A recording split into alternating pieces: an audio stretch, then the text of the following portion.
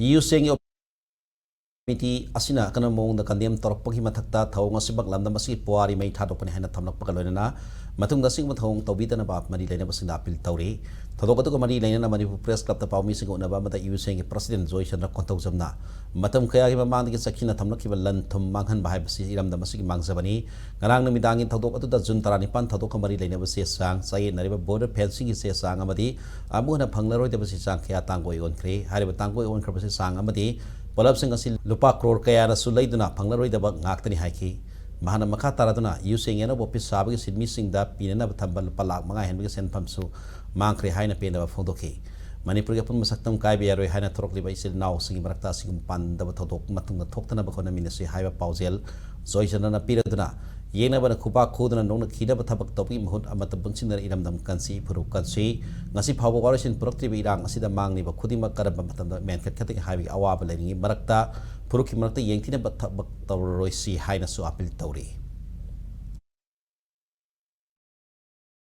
ngarang sakangdaba mioi kharana laaga mai tharamba amse yamna laibak thiba thodokni masi yaragadi matung manau tawdanaba aikoi iramdam asigidamukta ijatigidamukta aikoina thamiba lan ase kahin ba haibase aikoigi iramdamgi mangjabani aikoigi puwari mai thadokbugumni haibase miyamda thamjari maramdi karigino haiba matamda aikoigi iramdam asigi tawriba thodok watok 2001 daina ngachi phawda aikoigi document mayam lairi adugi mathakta puwariga सावोनरबा अखोगी document में आमल लेरी मधुगी मथक्ता हौजी हौजी boundary की सही नरीबा boundary की मफंग कयादा अखोगी अदुगुलबा हिल house takes सिरंबा 1971 61 दा मणिपुर की Oramba Myanmar दा हौजी न ओइकिबा हाइरिबा डॉक्यूमेंट सिंग अदो अखोई लाइरिक ओइना पुथोंननबगी दमक्ता अखोइना सेम सारगा लेबसिंग अदो मांगी बाइबसे लुफा करो करो न लेरगसु मधु फंगदबा नतेबा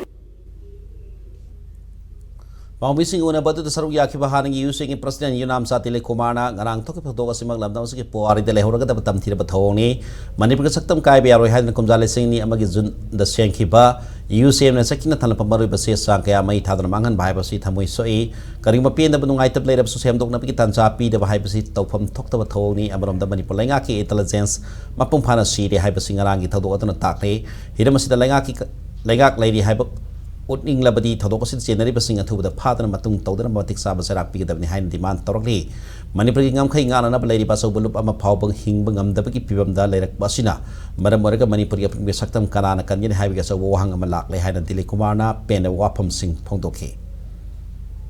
ngang thokribe thawdose yam laibak thibani aikoigi history da mayek lana idna le horgadaba adugumba yamna aidagi hoina tamthiba thaba amane naina lawi asi strongly condemn tawi masida manipur government lairi habadu utpi ge habata radi kana no masida mara lairiba chenariba miyoi singdo thunamak makoi se book tawgadabani aduga makoina amohna tawdana bi dam makoida matik saba punishment pigadabani aduna masigi fail oiribasina ngasi di aikoi je miyam marak sai sida miyam gi damukta work tawjariba miyam gi damukta chenjariba manipur gi integrity ngang bi damukta manipur gi ngkai ngang bi damukta border fencing gi damukta tawjariba mayam je masi bhawda akoi bhawda hingbangam dabagi film du lakpa taragadi manipur kanana kangadoino habise masi am chawo question ma lai gamengi mai kai dagisu yamne henna kanno surveillance changhanningi aduga makoi gi intelligence se yamne improve ta holakanda masi gi thokadaba tungdu thokadaba mayam je masi yengsin bigadabani habise masi ma